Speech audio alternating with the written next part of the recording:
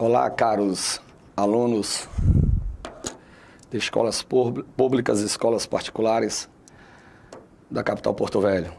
Meu nome é Rochester e estamos aqui para comentar a prova do quinto simulado feito pelos professores Ney, Cláudio, com contribuição da São Lucas, Colégio Classe A, Colégio João Bento, não é?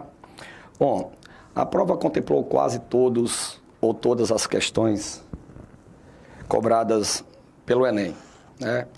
Desde mecânica, com questão de cinemática, até questões de ondulatória, tá bom?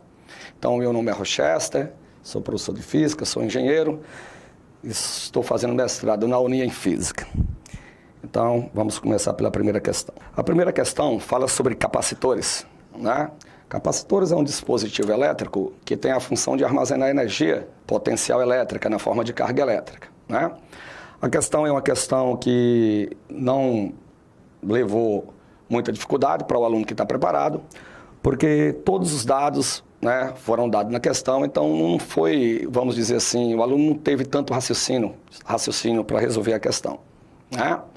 Então, a questão trata da quantidade de energia que esse capacitor armazena, quando o mesmo fica sujeito a uma DDPzinha de 4.000 volts, né? Então, lendo a questão para vocês, ele fala: os desfibriladores usuais armazenam até 360 joules de energia potencial elétrica, alimentados por uma diferença de potencial de 4.000 volts. Considerando uma situação na qual haja necessidade de usar um desfibrilador em uma criança de 40 quilos, o valor da capacitância do capacitor do desfibrilador na segunda desfibrilação em microfarad será igual a... Bem, pessoal, a gente pode calcular a energia de um capacitor de três maneiras diferentes, né? A gente pode usar a expressão contendo a carga e a capacitância, podemos também utilizar a expressão tendo a capacitância e a DDP, e podemos utilizar também,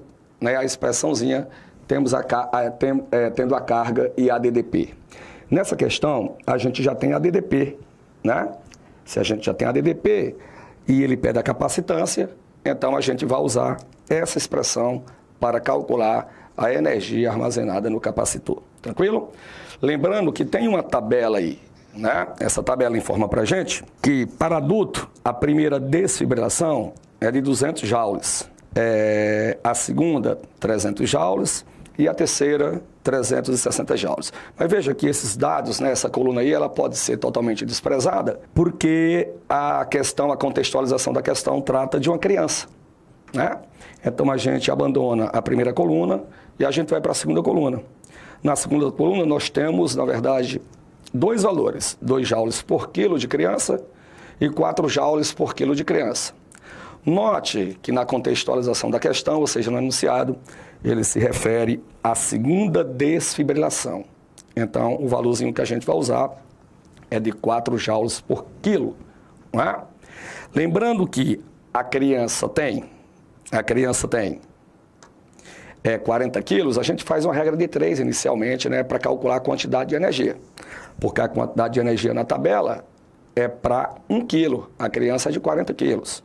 Fazendo uma regra de 3 bem simples, a gente chega ao valor dessa energia que vai ser armazenada nas placas do capacitor. Então, se 4 joules é para 1 quilo, 40 quilos de criança vai me dar X. Fazendo uma regra de 3, a gente chega facilmente aí a uma energiazinha de 160 joules. Bem, essa é a energia armazenada nas placas do capacitor. Ele pede qual é a capacitância para armazenar essa energia, sabendo que ele fica sujeito a um potencial de 3.000 volts. Então, como eu falei para vocês,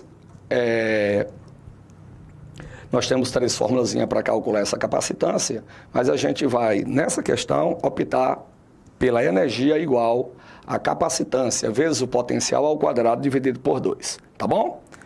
Então, pegando os números e jogando na expressão, vem energia do capacitor é dada, como eu falei para vocês, por C, U ao quadrado por 2, o E é a energia, 160 joules, C é a capacitância e o E é a diferença de potencial nas placas do capacitor. né? A energia a gente encontrou é de 160 joules. A DDP nas placas do capacitor foi dada na expressão, dividido por 2. Lembrando, meus caros colegas, que essa energia a gente vai encontrar essa capacitância a gente vai encontrar em Faraday, mas lá ele pede em microfaraday. Então, no final, a gente vai ter que multiplicar por 10 a menos 6, já que um Faraday é igual a 10 a menos 6 Faraday, tá bom? Fechando a questão, manipulando essas continhas.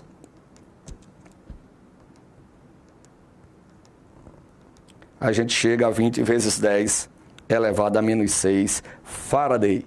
Lembre que ele quer em microfaraday. Vamos multiplicar isso por 10 a menos 6. 10 a menos 6 multiplicado por 10 elevado a sexta. Desculpa, vamos multiplicar por 10 a sexta. Então, multiplicando 20 vezes 10 a menos 6 por 10 a sexta, fica 20 vezes 10 elevado a zero. Como 10 elevado a zero é 1, vezes 20, sua resposta é de 20 microfaraday. Perfeito? Então, a primeira questão é, resposta correta, 20 microfaraday. Repetindo, o capacitor é um dispositivo que tem finalidade de armazenar energia potencial elétrica na forma de carga elétrica. Não é?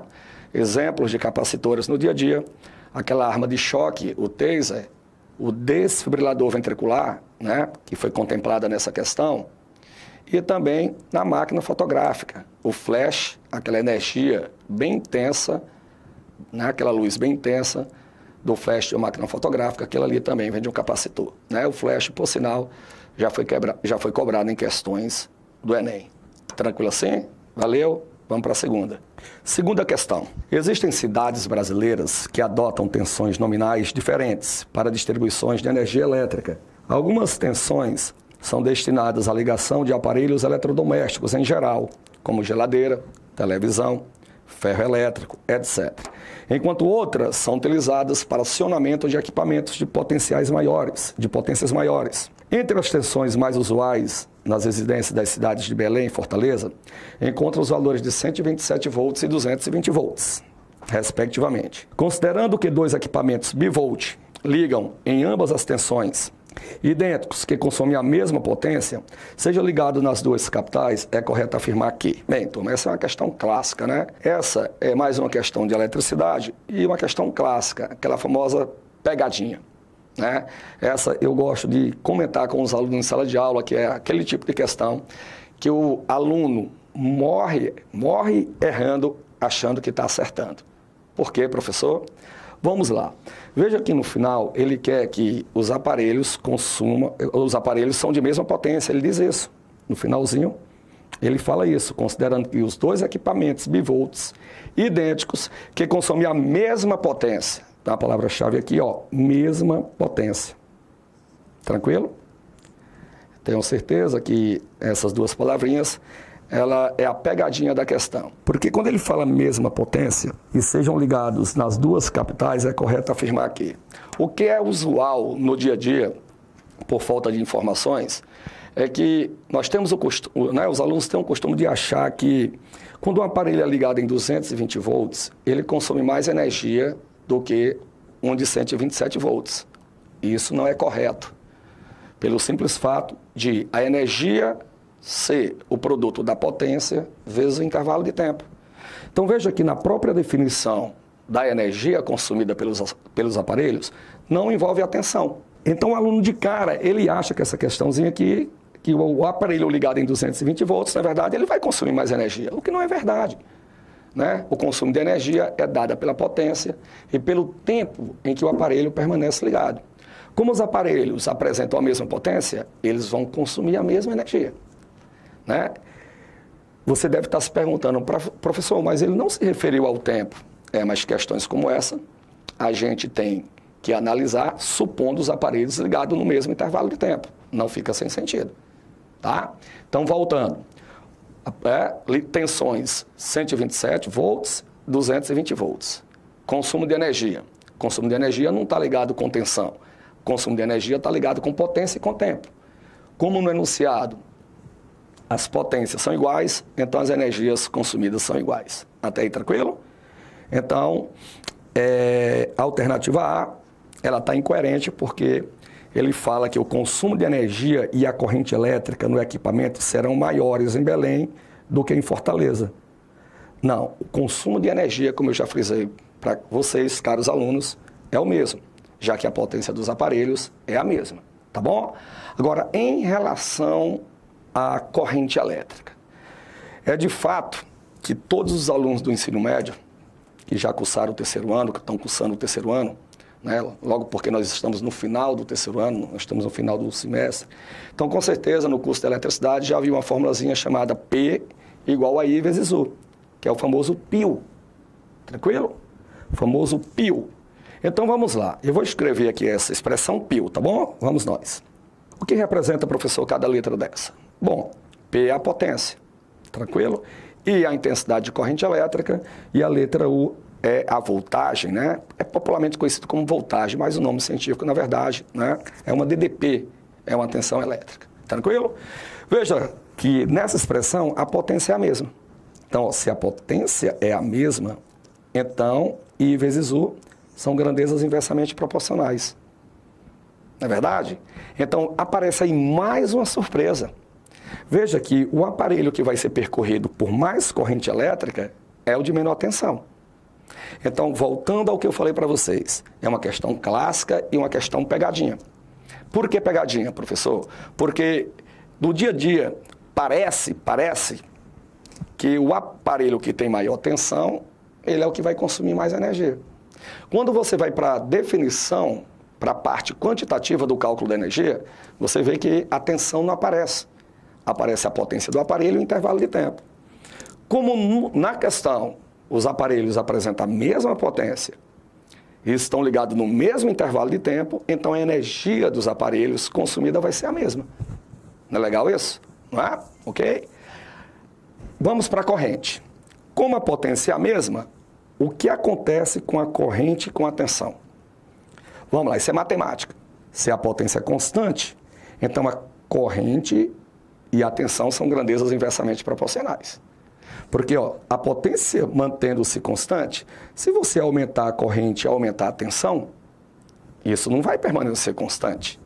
Te dou um exemplo mais claro com números. Vamos lá? Vamos. Eu vou pegar aqui uma constante 30. Seria o valor da potência. Esse valor não pode mudar. Esse 30 tem que ser o valor da tensão vezes a corrente. Deixa eu aplicar uma corrente inicial de 1 amperes. Está faltando o valor da tensão. Para que isso seja igual a 30, com certeza a tensão tem que ser 30. 1 vezes 30 é igual a 30. Vocês concordam? Beleza. Vamos lá, eu vou aumentar a corrente para 2. Se eu aumento a corrente para 2, para que esse resultado permaneça igual a 30, então a tensão tem que cair para 15. Só assim a gente continua com essa constante. Deu para entender? Então, nesse caso, a corrente e a DDP são inversamente proporcionais. Então, o aparelho que está ligado na tensão de 127 volts, ele é o aparelho que vai consumir mais carga elétrica, mais corrente elétrica. Tá bom? Tranquilo até aí? Então, voltando para a gente finalizar a questão. Porque a alternativa correta vai ser o item B, não é verdade? O consumo de energia será o mesmo nas duas capitais. Por que será o mesmo? Porque a potência dos aparelhos é a mesma citada no texto. E o equipamento em Belém e a corrente elétrica do equipamento em Belém será maior do que em Fortaleza, de fato. Por quê? Porque em Belém a tensão é menor. Certinho? Tranquilo? Então, a alternativa correta, item B de bola. Vamos à próxima? Questão de número 69. O grego Heron, de Alexandria, no século I depois de Cristo, construiu um dispositivo que girava impulsionado pelo vapor d'água. Esse dispositivo é considerado pela ciência como o precursor da máquina térmica. Apenas no século XVIII, durante a Revolução Industrial, foram construídas as primeiras máquinas térmicas para as indústrias. James Watt, alguns chamam também de Watt, né?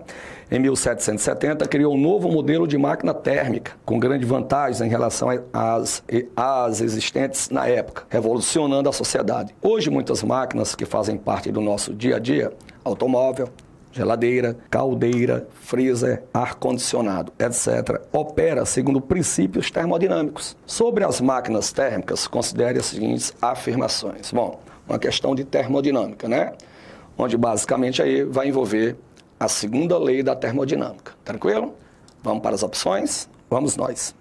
Primeiro, uma máquina térmica cuja fonte fria é mantida à temperatura ambiente é capaz de converter calor integralmente em trabalho. Ih, não dá, né? Isso aí viola a segunda lei da termodinâmica, tá bom? Ou seja, um engenheiro francês, Carnot, ele construiu teoricamente uma máquina ideal chamada ciclo de Carnot, conhecido por vocês. E essa máquina, mesmo sendo teórica, ele verificou que essa máquina ela não tem rendimento de 100%. Ou seja, ela não consegue retirar todo o calor da fonte quente e converter totalmente em trabalho. E olha que essa máquina, ela é uma máquina ideal. Então, nenhuma máquina ideal proposta por Carnot, que trabalha com 2 adiabáticas e 2 isotérmicas, consegue ter um rendimento de 100%. Sabe quando, meus caros alunos, caros estudantes, uma máquina térmica poderia ter rendimento de 100%? Vamos lá. Qual é o rendimento de uma máquina térmica de Carnot? Aquela que a gente obtém o máximo rendimento. O rendimento é dado por 1 menos a temperatura da fonte fria, dividido pela temperatura da fonte quente. Perfeito? Bom, para que esse N seja igual a 1, raciocine comigo, só tem uma maneira. A temperatura da fonte fria sendo 0 Kelvin. Porque essas temperaturas aí, você sabe que tem que ser dada em Kelvin. E aí, você já pensou atingir 0 Kelvin? 0 Kelvin, de acordo com as ciências da natureza, é inatingível. Sabe quanto é que é esse valor, 0 Kelvin? Menos 273,15 graus Celsius. Isso não dá, né? Chegaria ao ponto que todas as moléculas estariam aqui paradas. Tranquilo? Então, só nessa situação, nós teríamos uma máquina com rendimento de 100%. Então, fechando esse item, é um item errado, porque nenhuma máquina térmica, nenhuma, tira calor da fonte quente e consegue converter totalmente em trabalho. Perfeito? Então, o item 1 é um item falso. Vamos para o item 2. Só justificando mais uma vez, né? Nenhuma máquina térmica é capaz de converter integralmente calor em trabalho. Perfeito? 2. É impossível construir uma máquina térmica que tenha um rendimento superior ao da máquina de Carnot, né? Operando entre as mesmas temperaturas. Esse item 2 vem justificar justamente o item 1. O item 1 é falso, e o item 2 é correto. Perfeito? Muito bem. Então, é um item verdadeiro. Primeiro postulado de Carnot, nenhuma máquina térmica operando entre 2 temperaturas fixadas pode ter rendimento maior que a máquina ideal de Carnot, operando entre essas mesmas temperaturas. Item 3. Uma máquina térmica operando segundo o ciclo de Carnot apresenta um rendimento igual a 100%. Isto é, todo o calor a ela fornecido é transformado em trabalho. Isso é falso, né? Como foi justificado nos itens anteriores, tá bom? Nenhuma máquina térmica tem rendimento de 100%. Vamos ao próximo item. Refrigeradores são dispositivos que transferem energia na forma de calor de um sistema de menor temperatura para outro de maior temperatura. Esse é um item verdadeiro.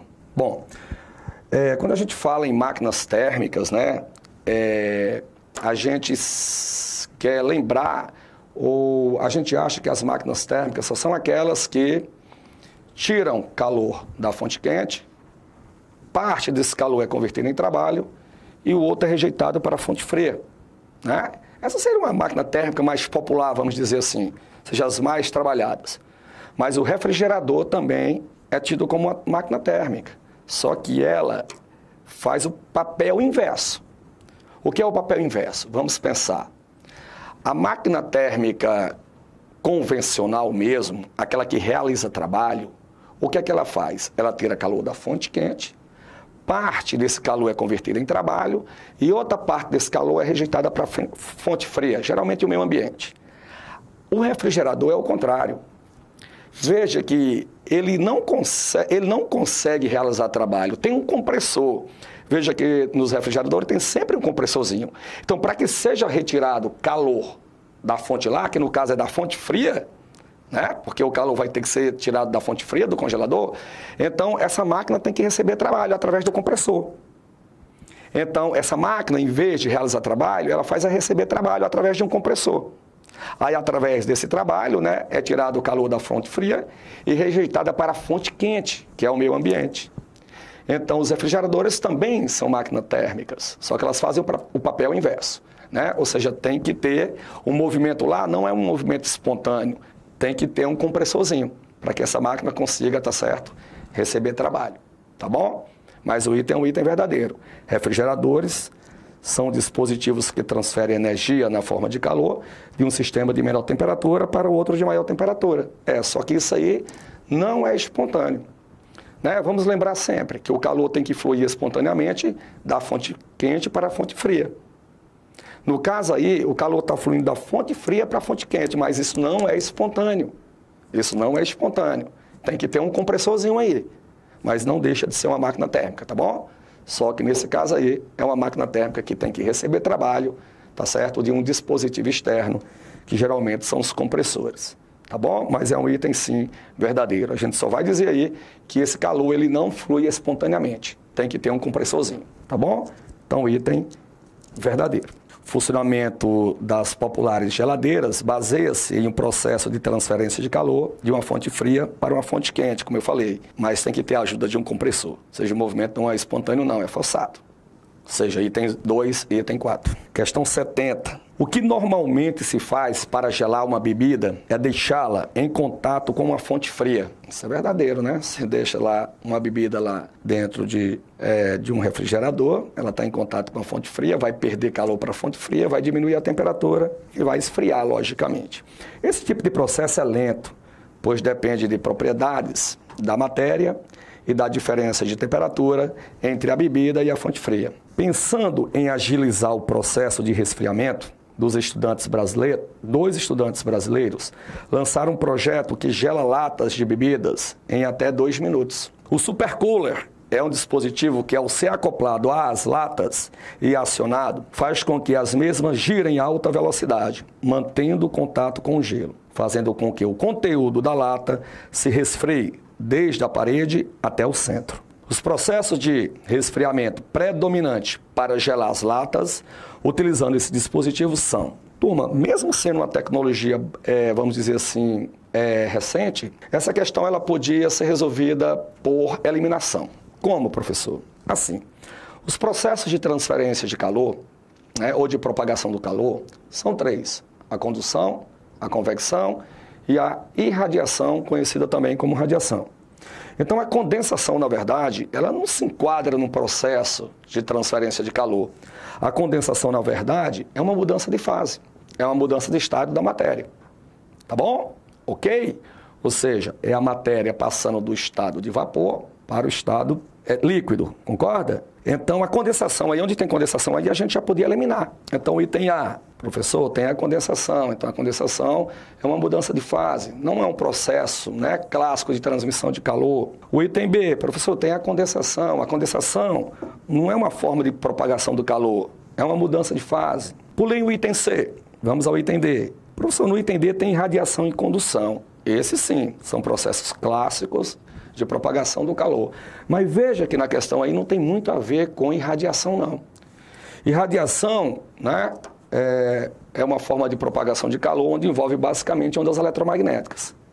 E no caso aí a gente está tendo matéria, né? A gente está tendo matéria sólida e matéria líquida. Então a irradiação aí, na verdade, ela não cai bem para essa questão, não, tá bom?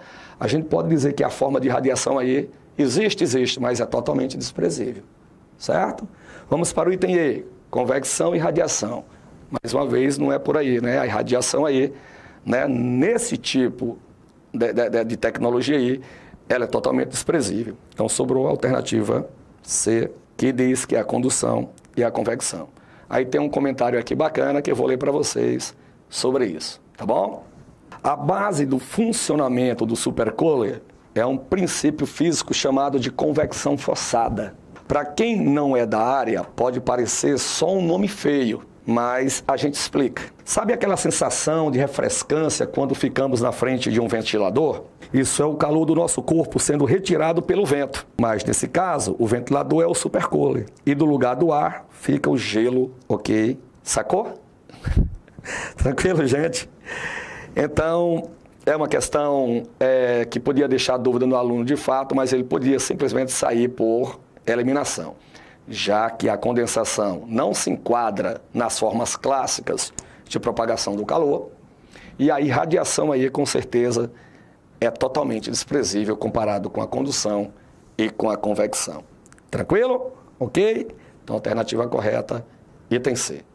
Questão de calorimetria. Questão de número 71, caros alunos. Através de placas de captação instaladas sobre o telhado, é possível usar energia solar no aquecimento da água, tanto para o uso doméstico quanto para o uso comercial, que requerem pequenos ou grandes volumes de águas aquecidos até 70 graus Celsius. Considere a situação em que o equipamento descrito no texto seja utilizado para aquecer 300 litros de água. Então lembre que essa unidade litros é volume. De modo a garantir o abastecimento de uma família de 4 pessoas. Admitindo que a potência absorvida pelas placas captadoras seja de 3 kW e que seja inteiramente utilizado para o aquecimento da água, o tempo necessário para o equipamento aquecer a água contida no reservatório de 5 graus Celsius até 65 graus Celsius é, em horas, igual a: considere o calor específico da água de 4.200 joules por quilo, massa específica da água de 1 kg por litro.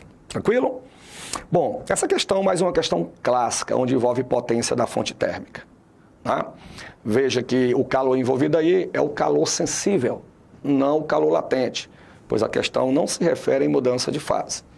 Então, é o que macete, né? Falado sempre pelo professor Cláudio, não é verdade?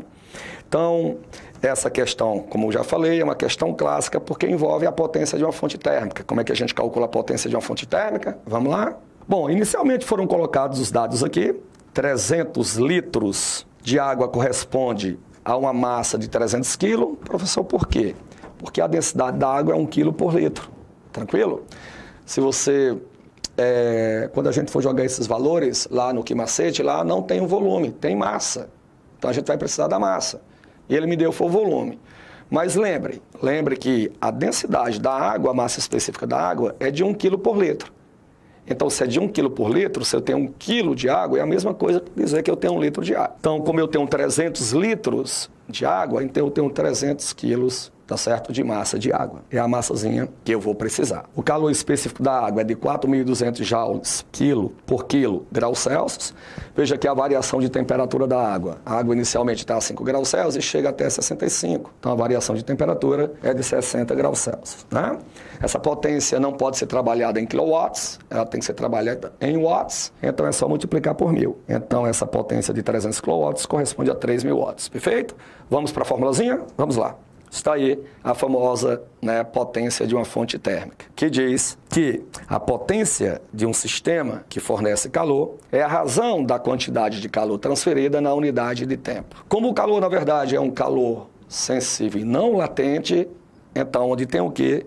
Você vai colocar o que macete. O que fizemos aí? Manipulamos essa expressão de tal forma que a gente isola o que ele quer. O que ele está pedindo é o tempo. Tranquilo, meus queridos? Uma observação antes da finalização da questão. Todos os dados que estão trabalhados nessa questão, que estão sendo trabalhados nessa questão, assume unidades do sistema internacional.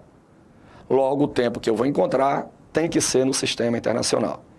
Esse tempo no sistema internacional vocês conhecem muito bem, que é o segundo.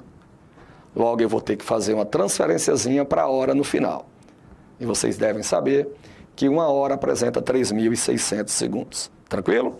Vamos manipular os números? Está aí. A massa, 300 quilos. O calor específico, 4.200. A variação de temperatura, 60. E a potência da fonte térmica, 3.000. Manipulando esses números, chegamos a 25.200 segundos. Veja que a resposta tem que estar em hora, porque é pedida em hora. Vou dividir isso aí por 3.600, já que 1 hora apresenta 3.600 segundos. Então, se dividirmos por 3.600, pois 1 hora é igual a 3.600 segundos, assim vamos ter como resposta 7 horas. Tranquilo? Mais uma questão clássica que todos os anos, em algum lugar do país, vai estar presente. Calorimetria. Vamos mudar um pouco o foco aqui, tá? Ou seja, o foco que eu digo não é o foco, na verdade, não é sair da área, é sair do tipo de conteúdo dentro da física. Ou seja, a gente sai de calorimetria e vamos agora para ondulatória. Então é cada vez mais comum vermos antenas de transmissão espalhadas pelas cidades. As ondas que transmitem os sinais de imagem e som são chamadas de ondas de rádio. Ao vibrarem, os elétrons de uma antena transmissora produzem onda de rádio, com frequência igual à frequência de vibração dos elétrons. Se chama ressonância, né? A faixa de frequências usadas nas rádios FM e TVs está acima dos 30 MHz. Megahertz, né, galera? 1 MHz tem 1 milhão de hertz. Temos que lembrar disso. Entre 30 MHz e 300 MHz tem-se a faixa de VHF. Entre 300 MHz e 3 GHz, 1 GHz tem 1 bilhão de hertz, 10 a nona, perfeito? Vamos precisar desse valor também. Tem-se a faixa de UHF, usada também por TV e em comunicação em geral. Dado velocidade da luz no vácuo, 3 vezes 10 oitava metros por segundo. Você deve estar perguntando, professor, diga uma coisa, essas ondas, essas antenas estão aqui no nosso cotidiano. Se elas estão no nosso cotidiano, então ele se refere a vácuo, né? Ar. A velocidade de uma onda eletromagnética no ar, ela é muito próxima da do vácuo. Certo, meus alunos? Certo, caros alunos? Então, como é muito próximo, essa velocidadezinha aí é aproximada para 3 vezes 10 oitava metros por segundo, que é a velocidade das ondas eletromagnéticas, está certo, no vácuo. Ou seja, todas as ondas eletromagnéticas no vácuo, elas têm em comum a mesma velocidade. A maior velocidade concebível na física, que é de 3 vezes 10 oitava metros por segundo. Quando vocês escutarem algo desse tipo, né, em uma TV, na internet, o cara ali conseguiu, né, obter lá nos Estados Unidos, na Europa, né, uma velocidade maior do que a velocidade. Isso é mentira, tá? Isso não é natural, não. Alguma coisa aconteceu, tá bom? A maior velocidade concebível, tá certo, na natureza, é a velocidade das ondas eletromagnéticas, tá certo, no vácuo. Como essa velocidade é muito próxima no ar, então eles arredondam para o mesmo valor. Considere os 3 valores de frequência citados no texto. Os respectivos comprimentos de ondas em metros em ordem decrescentes são. Ele quer em ordem decrescente, ele não quer em ordem crescente, né? Se ele quer em ordem decrescente, ele quer, na verdade, da maior para a menor. Perfeito? Vamos lá, então. Gente, nessa questão, antes de apresentar a próxima página, a gente tem que ter em mente aí a equação fundamental da ondulatória, que diz que a velocidade de uma onda é igual à frequência vezes o seu comprimento de onda. Como ele pede o comprimento de onda, a gente isolando o comprimento de onda, vai ficar a razão entre a velocidade e a frequência. A unidade em questão é o metro. Ele pega esses comprimentos de onda em metro. Para que o comprimento de onda saia em metro, a frequência tem que estar em hertz e a velocidade tem que estar em metros por segundo. Veja que a velocidade já está em metros por segundo. Não é problema para a gente. Mas as frequências não estão em hertz. É aquela coisa que eu falei para vocês. Eu vou colocar aqui no cantinho aqui, tá? Para a gente lembrar algumas coisas. Então, 1 megahertz. Mega é de 1 milhão. Tem 10 a sexta hertz. Ou seja, 1 megahertz tem 1 milhão de hertz. 1 giga. Esse é poderoso, né? 1 gigahertz apresenta 10 a nona hertz. Ou seja, 1 bilhão de hertz. Então, essas frequências que estão em megahertz vão ter que ser multiplicadas por 10 a sexta. E as que estão em gigahertz tem que ser multiplicada por 10 a nona. Aí você fica na razão do hertz por metro por segundo. Essa razão aí vai te dar o comprimento de onda em metros. Resolução da questão 72. Caros, como eu tinha falado, essa expressão fundamental que determina a equação de uma onda, tá? Tanto mecânica como eletromagnética. O que é que temos que fazer nessa equação? Isolar o comprimento de onda. Como a frequência está multiplicando, ela vai dividindo. Ficamos agora em função do que ele quer. Lembrando que para que eu encontre os números corretos, né, a frequência dessas ondas eletromagnéticas, elas têm que estar em hertz, tá bom?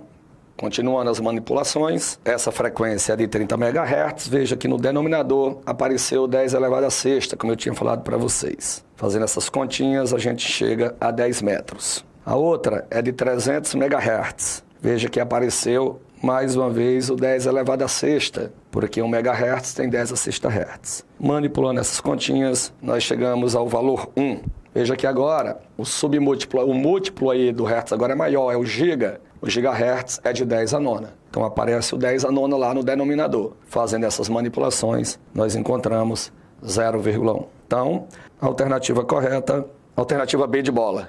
Vamos para a próxima? Questão 73. Mauro Vinícius da Silva, o Duda, é um atleta brasileiro especializado no salto em distância. No ano de 2014, Duda conseguiu se tornar o primeiro brasileiro bicampeão mundial da prova, vencendo o campeonato Sopot, na Polônia, com a marca de aproximadamente 8,3 metros. No momento inicial do salto, a velocidade de Duda tinha módulo 9 metros por segundo, formando um ângulo de 39,6 graus com a horizontal. Nesse sentido, a altura máxima atingida por Duda no salto do bicampeonato mundial foi em metros aproximadamente igual a dados a aceleração da gravidade, igual a 10 metros por segundo ao quadrado, e o seno de 39,6 igual a 0,34. Essa é uma questão de cinemática dentro dos movimentos sujeitos à aceleração da gravidade. Nós temos lá queda livre, lançamento vertical, lançamento horizontal e o lançamento oblíquo. Esse se enquadra no lançamento oblíquo, mas a gente pode também transformar esse lançamento oblíquo no lançamento vertical, estudando apenas a componente vertical desse movimento, onde na componente vertical a velocidade lá em cima, no ponto mais alto, é igual a zero. Pegando as equações do movimento uniformemente variado e fazendo manipulações, trocando o espaço pela altura, trocando a aceleração pela aceleração da gravidade, tá? Nós chegamos à alternativa correta dessa maneira. Vamos nós? Ou seja, o que é que ele fez aqui? Ele encontrou a componente da velocidade no eixo Y.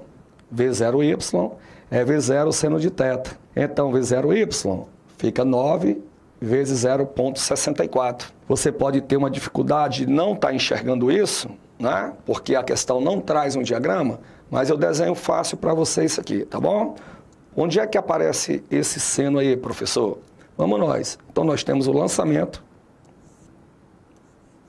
dessa forma. Só que esse lançamento, esse ângulo que ele fala, né? Esse ângulo que ele fala, ele é feito com horizontal. Vocês concordam? E eu estou trabalhando com a vertical, porque eu quero transformar, para ficar fácil essa questão, eu quero transformar esse lançamento oblíquo num lançamento vertical. Ou seja, é como se a gente tivesse uma câmera hipotética que filmasse só a subida na vertical desse atleta. Então vamos trabalhar só na vertical? Então onde é que aparece esse V0Y? Está ele bem aqui, meus queridos. Esse é o V0Y, não é verdade? Analise agora só na vertical. E aí? Professor, por que o seno? Vamos lá. Você está vendo que nesse triângulo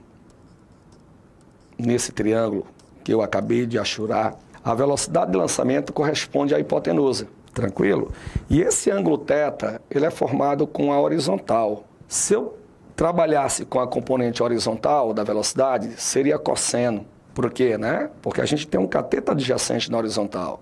Mas veja que eu estou trabalhando na vertical, que eu quero transformar esse lançamento oblíquo no lançamento vertical. Então, eu tenho que trabalhar com a componente vertical. Veja que esse ângulo é igual a esse. É o que nós chamamos na matemática ângulos alternos internos. Então, veja que o V0Y, que é a velocidade inicial na vertical é um cateto oposto a esse ângulo. É por isso que vai ser V0, que é a velocidade de lançamento, vezes o seno do ângulo. Perfeito? Então, daqui para frente, agora, vocês analisam só o atleta na vertical. Esqueça essa velocidade oblíqua que ele tem assim. Veja ele subindo só na vertical, que vai ficar bem fácil. Então, você tem um lançamento vertical com velocidade inicial de 5,76 metros por segundo. Ele vai atingir a altura máxima e vai parar. Logo, a velocidade final dele é igual a zero, vocês sabem disso. O professor Rodrigues explica isso muito bem para vocês. No ponto mais alto, né, no lançamento vertical, o corpo tem que parar para inverter o sentido. Vamos continuar a resoluçãozinha? Vamos nós. Então, a equação para ele atingir a altura máxima é dado por V0y² dividido por 2g. Essa expressão a gente pode manipular ela através da equação de Torricelli, mas não é o caso aqui agora, porque o tempo é curto. Mas essa expressão, se não é conhecida por vocês, ela vem da expressão de Torricelli. Então, para se atingir a altura máxima na vertical, a gente pega a velocidade inicial na vertical, eleva ao quadrado e divide pelo dobro da gravidade. Essa velocidade inicial tem que ser na vertical. É por isso que eu trabalhei com a projeção vertical do lançamento. Nós chegamos a uma altura máxima de 1,658 metros. Questão 74. Uma composição ferroviária usada para o transporte de mercadorias faz o percurso entre duas cidades distantes 72 quilômetros uma da outra. É um intervalo de tempo de 2 horas. A locomotiva, que mede 20 metros de comprimento, puxa um comboio formado por N vagões, de 15 metros de comprimento cada um. Sabe-se que no meio do caminho, entre as duas cidades, existe uma ponte de 490 metros de comprimento e que a composição leva 1 minuto para atravessá-la completamente. Nesse sentido, afirma-se que o número N de vagões que formam a composição é igual a... É uma questãozinha um pouco confusa, né? Ele traz muitos dados e o aluno aí tem que ler pelo menos umas 2 vezes para ir absorvendo, na verdade, o que quer dizer essas informações. Tá bom? Deixa eu fazer um desenho aqui simples para vocês, né? Para que vocês entendam melhor essa questão, tá bom? Vamos nós. Eu vou desenhar aqui a famosa ponte, e essa ponte mede 490 metros. O início da ultrapassagem começa com a locomotiva no início dessa ponte, que seria a nossa locomotiva. Vocês concordam? Que apresenta 20 metros de comprimento. Tranquilo? Atrás vem os vagões. Quantos vagões? É o que se deseja calcular. Ele chamou de N. Então, eu vou colocar alguns aqui. 1, 2, 3. N vagões. Então, esse é o início da ultrapassagem. O final da ultrapassagem. O final da ultrapassagem é quando o último vagãozinho coincidir com o final da ponte. Então, eu tenho o último aqui. Continuo. E aqui eu tenho o restante dos vagões. E aqui a nossa locomotiva. Tá? Então, percebam o que a locomotiva, ou seja, esse sistema andou, vai ser tudo isso aqui, ó. O que esse sistema andou é tudo isso. Perceba que é tudo isso. É o que ele andou.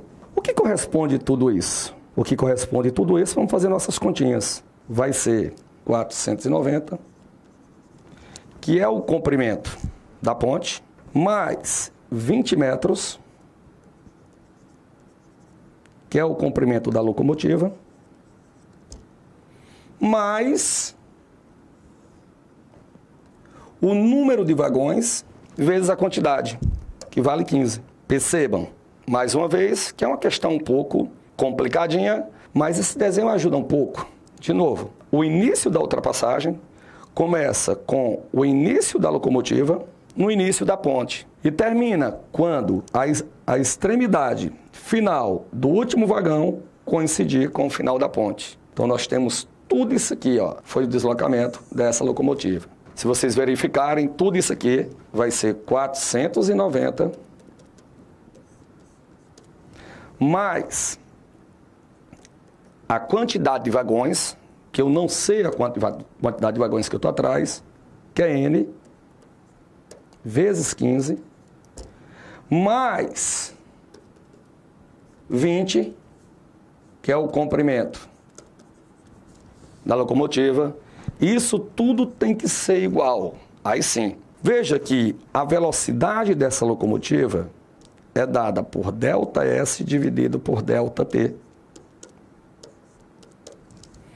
Né? Esses cálculos são feitos mais adiante. Está aí, ΔS por ΔT. O deslocamentozinho, como vocês podem ver, é de 72 km entre as duas cidades. Dividido por 2, porque isso é feito em 2 horas. Então, a velocidade dessa locomotiva, que de acordo com o enunciado permanece constante, é de 36 km por hora. Se eu divido 36 km por hora por 3,6, eu vou chegar em 10 metros por segundo. Tá certo? Então, eu tenho a velocidade da locomotiva de 10 metros por segundo. Vamos sair dessa parte e vamos voltar de novo lá para a ponte. Ele fala que a locomotiva leva um tempo de 1 minuto para atravessar totalmente essa ponte. Então, quanto é que a locomotiva andou? Então, vou fazer isso. O deslocamento total da locomotiva é a velocidade da locomotiva vezes o intervalo de tempo. A velocidade dela é de 10, ela levou 1 minuto para passar por essa ponte. 1 minuto é 60 segundos, então vezes 60. Nós temos 600 metros. Então isso é o que a locomotiva andou para ultrapassar completamente essa ponte. Vocês concordam? Só que isso corresponde a quê? Corresponde ao que a gente tinha informado já.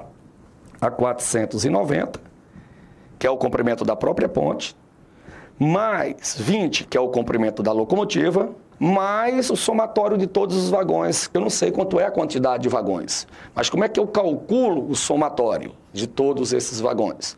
Pego um deles e multiplico pela quantidade, o comprimento de um deles e multiplico pela quantidade. O comprimento de um deles é 15 metros e a quantidade, que é o que ele quer, eu chamei de N. Então, eu vou igualar tudo isso a 600. Tá bom? E aí fica numa equaçãozinha do primeiro grau e a gente facilmente manipulando esses números, a gente chega ao número de vagões. Vamos para a resposta final? Encontrei, né, a velocidade, transformei para metros por segundo, né, o tempo que o sistema levou para ultrapassar a ponta é 600, encontro o deslocamento total, como vocês estão vendo, né? E aí no final, somo 15N mais 20. Isso é igual a 600 menos 490. Porque eu já joguei o 490 para o outro lado, tranquilo? Manipulando essas continhas, a gente chega a 6 vagões. Então, a ideia central dessa questão, você encontra o deslocamento da locomotiva. O deslocamento da locomotiva em movimento uniforme é dado por sua velocidade vezes o intervalo de tempo. A velocidade é de 36 km por hora ou 10 metros por segundo. Multiplicado por 1 minuto, que é 60 segundos, isso é igual a 600 metros. Tudo isso equivale ao quê? Equivale o comprimento da ponte, que é 490, mais o comprimento da locomotiva, que vale 20, mais o somatório de todos os vagões. Como eu não conheço o número de vagões, o somatório de todos eles é a quantidade deles vezes o comprimento de um deles. Tranquilo até aí? Ok, resposta correta, 6 vagões. Vamos para a próxima? Questão de número 75. A música como arte é fundamentada para sua criação e execução em princípios específicos que também estão presentes nas ciências naturais, como evidenciados corretamente nas proposições. Tem aí, né, algumas notas musicais aí. Vamos para diante. As propriedades dos elementos químicos se repetem de 8 em 8 elementos em toda a tabela periódica, assim como as notas na escala musical. É um item falso. Justificativa. A tabela periódica é dividida em 7 linhas horizontais, chamadas de período. Então, o item inicial, o item 1, é um item falso. Vamos ao item 2. O som emitido pela vibração de uma corda exibe fenômenos de interferência, difração, refração e reflexão. Fácil. Vamos lá. A interferência é o encontro de duas ondas. Então, quando você tangencia a corda de um violão, percute a corda, se estabelece na corda uma onda, ela se propaga, ela vai bater na paredezinha lá no pino fixo e vai voltar. Quando ela volta, ela encontra outra que vai chegar ainda. Então, esse fenômeno é de interferência. Então, isso é verdadeiro. A reflexão já foi descrita quando eu expliquei a interferência. Ou seja, a onda bate na extremidade e volta. Isso é uma reflexão. E a difração é quando a onda contorna um obstáculo. Então, quando você coloca o seu dedo numa determinada posição numa corda, né? Então aquilo ali seria uma forma de obstáculo. E a onda consegue, o som consegue ultrapassar aquele obstáculo. Então esse fenômeno é correto. O som emitido pela vibração de uma corda exibe fenômenos de interferência, difração, refração e reflexão. Né? Fenômenos ondulatórios. Esse item é verdadeiro. Vamos para a próxima? A vibração da corda exibe todos esses fenômenos, né? Só para reforçar o que foi falado. Item 4. O potencial de combinação dos desoxirribonucleótidos... Tenham paciência comigo, né? Repetindo. O potencial de combinação dos desoxirribonucleotídeos. Biologia aqui, professor. DNA aqui, professor. Pois é, né? É isso que faz o Enem. A chamada contextualização de disciplinas diferentes. Expresso na diversidade das moléculas de DNA, ou seja, ácido desoxirribonucleico, pode, em princípio, ser comparados às diferentes associações de notas musicais em infinitas melodias. Isso é verdadeiro. Olha só a justificativa. As combinações dos desoxirribonucleotídeos podem ser comparadas às diferentes associações de notas musicais. Não é? Então, esse item é um item verdadeiro. A frequência de vibração de uma corda depende de sua densidade linear, de seu comprimento e da tração aplicada nessa corda. Isso é verdade, turma.